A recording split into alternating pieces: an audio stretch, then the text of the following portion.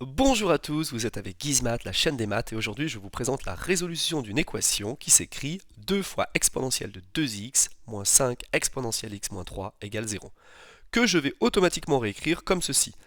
2 fois e de x au carré moins 5 e de x moins 3 égale 0, puisque e de x au carré c'est e de 2x.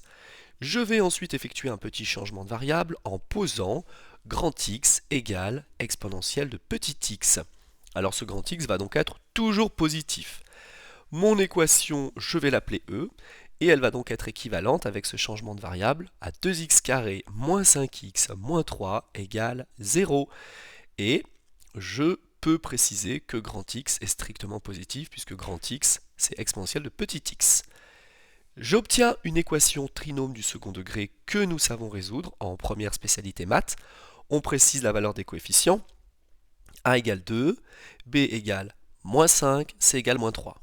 Je rappelle la formule du discriminant, B carré moins 4AC, qui est égal à moins 5 au carré, moins 5 fois moins 5, donc ça fait 25, moins 4 fois moins 12, moins 6, pardonnez-moi.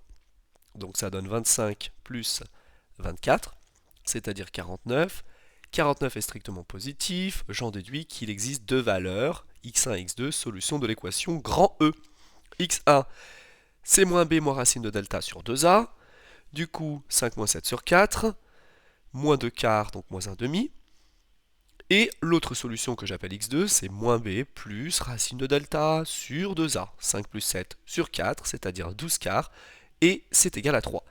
Mais on se rappelle que le grand X correspond à exponentielle de petit x, qui est toujours positif. Or, le moins 1 demi est négatif. Donc, on ne peut pas accepter la solution moins 1 demi. C'est impossible. La solution moins 1 demi n'a pas de sens, puisque moins 1 demi est négatif. Or, grand X doit être positif, comme c'est écrit juste en haut à droite de l'équation E. On s'intéresse donc à l'équation, à la deuxième solution, x2 égale 3, sauf que ce grand X correspond à exponentielle de petit x. Je résous donc une nouvelle équation qui n'est autre que e puissance petit x égale 3. Je compose à gauche et à droite par logarithme et ça me permet d'obtenir petit x qui vaut ln de 3. Je conclus donc que la solution c'est ln de 3. Merci à tous!